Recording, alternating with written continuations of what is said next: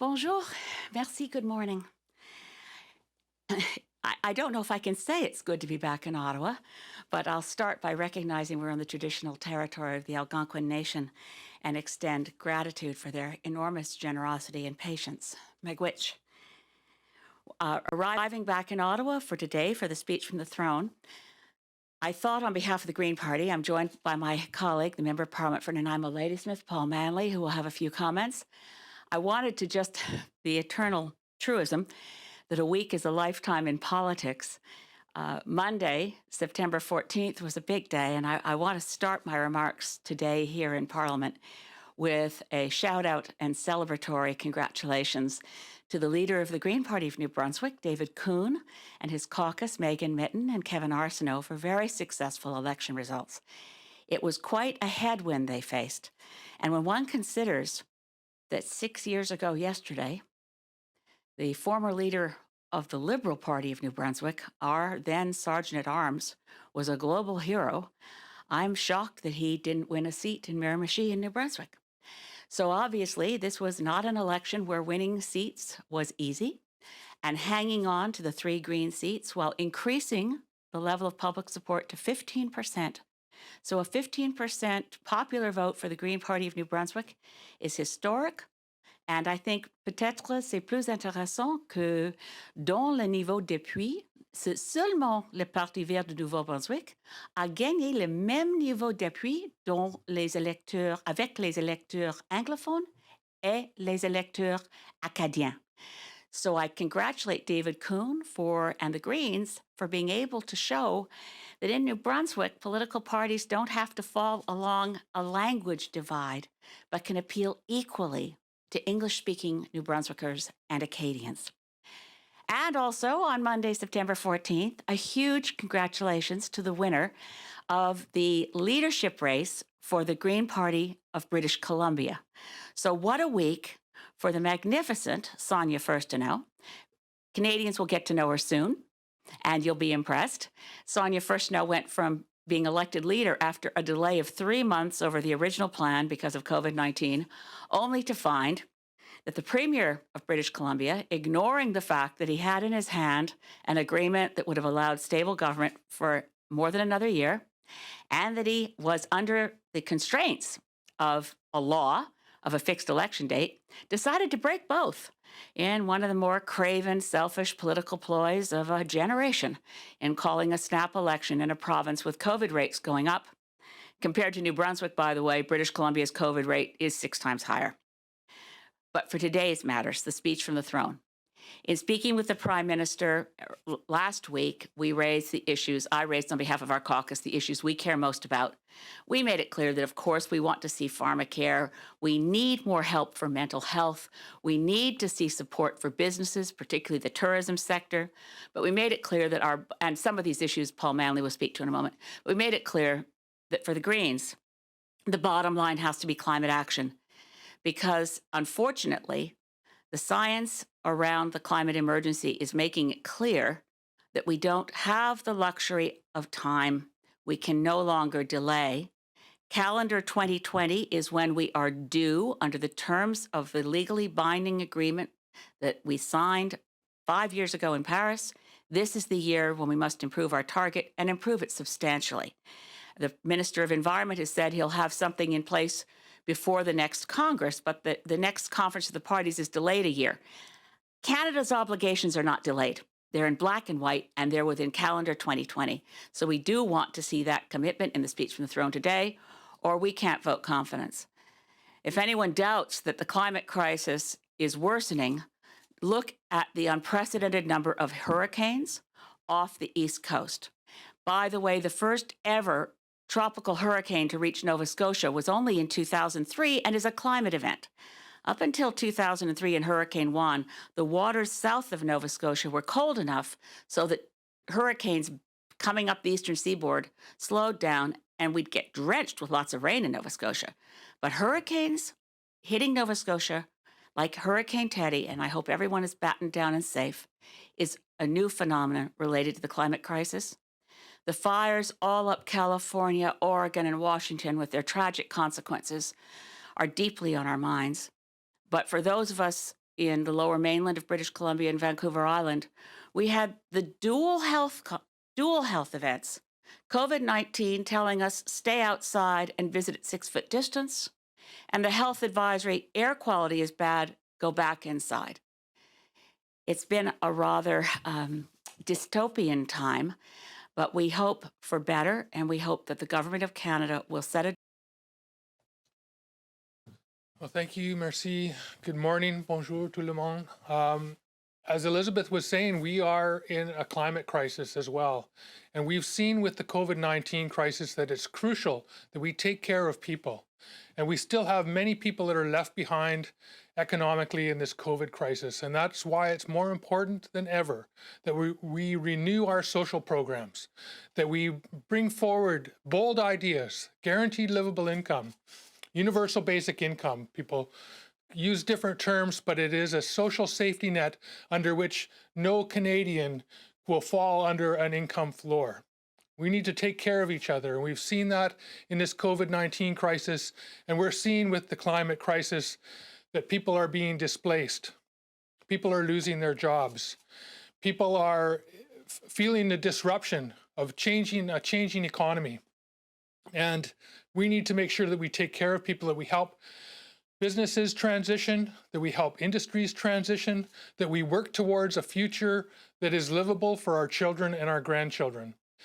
Right now, we have businesses in crisis. And Elizabeth mentioned the tourism sector, the hospitality sector, the entertainment sector, the nonprofit sector. All of these sectors are heavily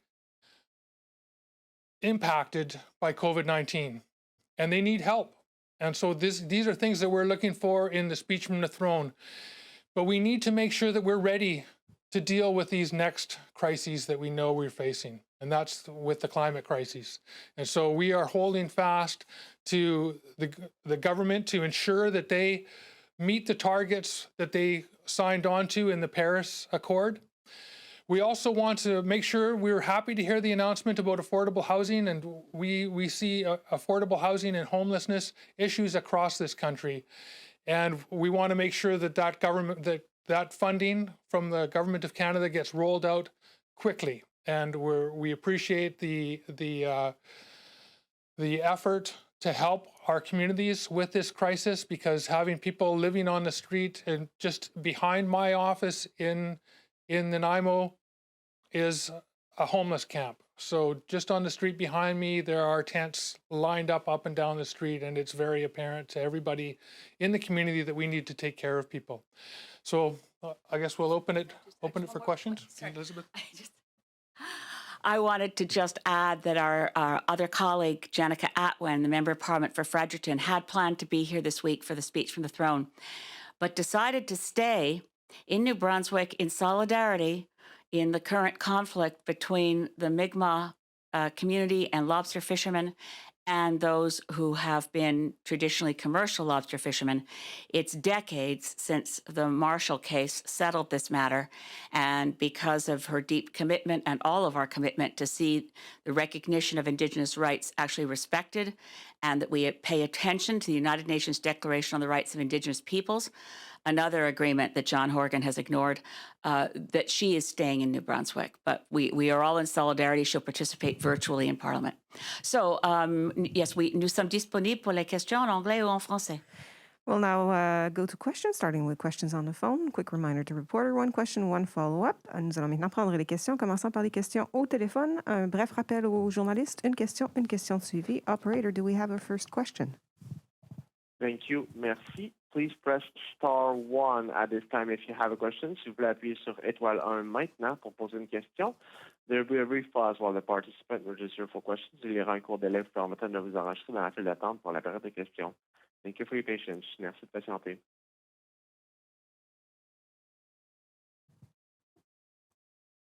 Once again, please press star 1 on the telephone keypad if you have a question. De nouveau, n'hésitez pas à appuyer sur étoile 1 pour toute question.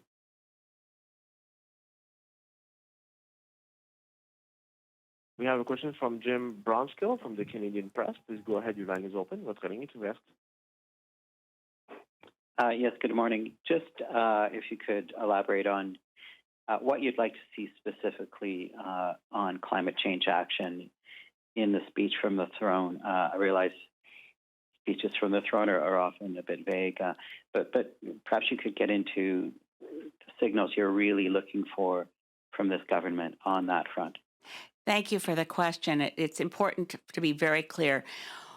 What we need is not a list of a few new baubles that are green.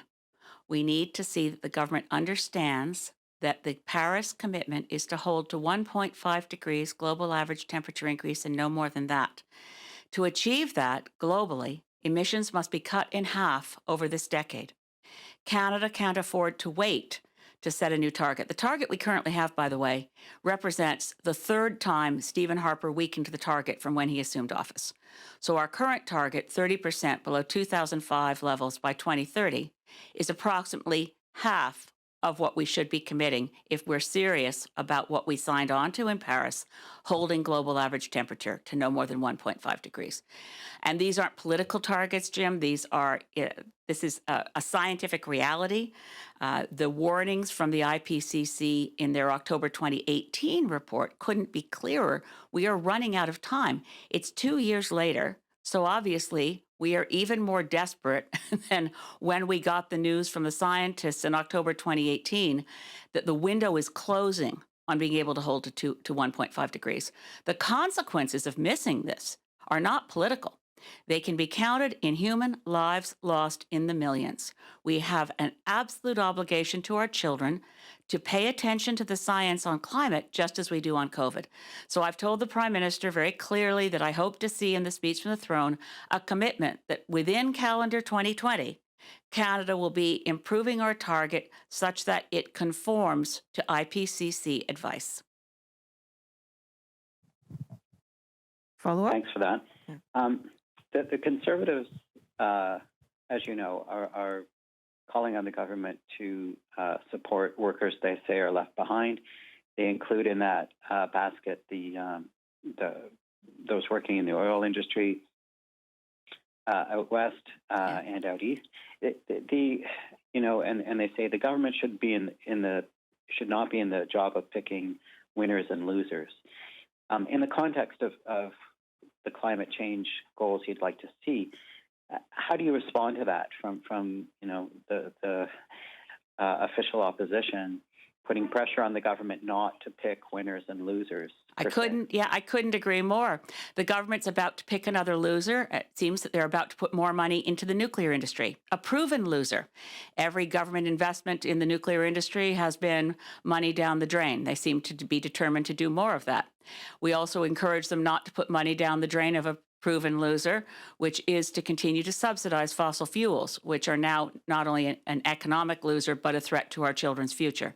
So I do think that we hear good words from various cabinet ministers and the Prime Minister that they understand that we have to be carbon neutral by 2050. But you can't get there from here without significant improvements in resolve and a good plan. The last good plan, the only good plan Canada ever had, was under Paul Martin. Current Liberals have forgotten about it. The best target we ever had was under Brian Mulroney. But the reality of this is we cannot leave workers behind. The fossil fuel sector workers must be ensured that they will have good quality jobs, not in some hypothetical future, but in real life. Their skills are very transferable, and the numbers of jobs in renewable energy efficiency, and in retrofitting the buildings of Canada, every single one of them, will take more workers than we currently have available. So, and the tree planting initiative is way overdue and is important in economic recovery. So I referenced those three things, Jim, renewable energy efficiency retrofits, and tree planting, because they come from a recent study published in the Oxford University Economic Review, co-authored by Nobel Prize-winning economist Joseph Stiglitz and Sir Nicholas Stern, former chief economist at the World Bank. They recommend, it's a big study, so there's all the G20 countries and their central banks were involved in gathering the data. They recommend these three things, not because they're good for the climate, but because they're good for economic recovery. I can't stress that enough.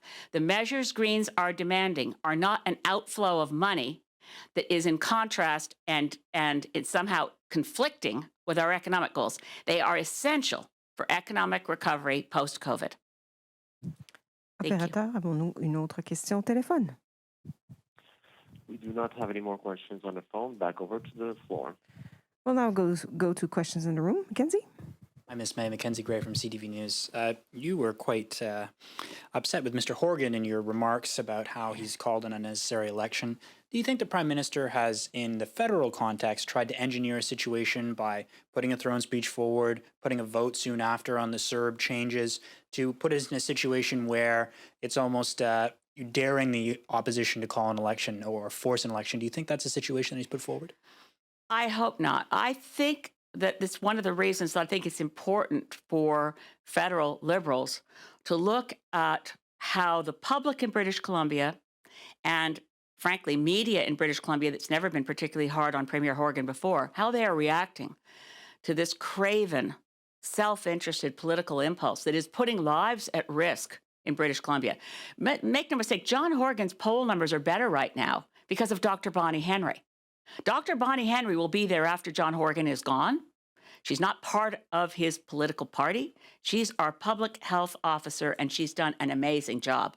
But as COVID rates go up, Horgan has called an election, make it very hard to imagine how we will be able to continue to maintain public health advice. Fortunately, British Columbians have an alternative because Sonia Furstenau will be a fantastic premier, and Canadians will be amazed to see what will happen if voters actually vote how they feel right now, which is to let John Horgan have it.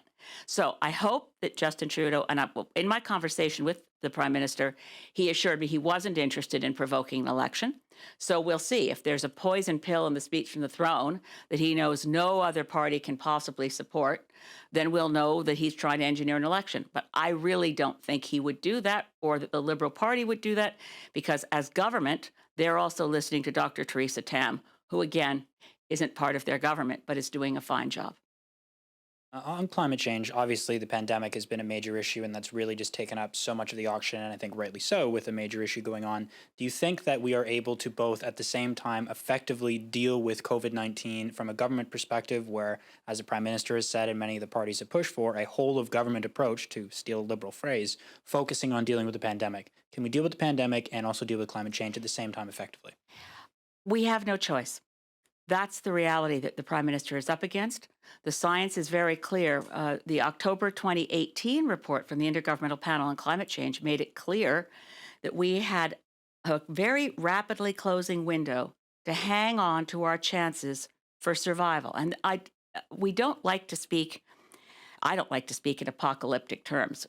But this is a threat of climate apocalypse. If we miss 1.5 degrees, shoot past that, shoot past 2, we have as the worst case scenario on the climate front, not worsening storms, lots of forest fires. We're stuck with a lot of that as it is. What we're trying to hold on to is avoiding something that some people now call hothouse Earth. It used to be called runaway global warming, but it's self-accelerating unstoppable warming brought on by the positive feedback loops, like when forests are burning, all that carbon goes in the atmosphere. When permafrost melts, all that methane goes to the atmosphere. So there's a point in our very near future where nothing humanity does will be able to make a difference. What we can do now makes the difference. And the opportunity to do something now vanishes sometime in the next 18 months to 2 years. So unfortunately for governments around the world, and other governments are taking on both at the same time. Both at the same time. And they're not incompatible. We need to act on COVID-19 with resolve. We also need to act on the climate crisis with resolve. C'est difficile pour le Premier ministre, je connais bien, mais il n'a pas le choix. On doit agir contre l'urgence climatique et en même temps contre le COVID-19. Il n'est pas un choix, c'est obligatoire pour protéger la santé de l'humanité. Thank you. This concludes the press conference. Ceci met fin à la conférence de presse. Thank you. Merci.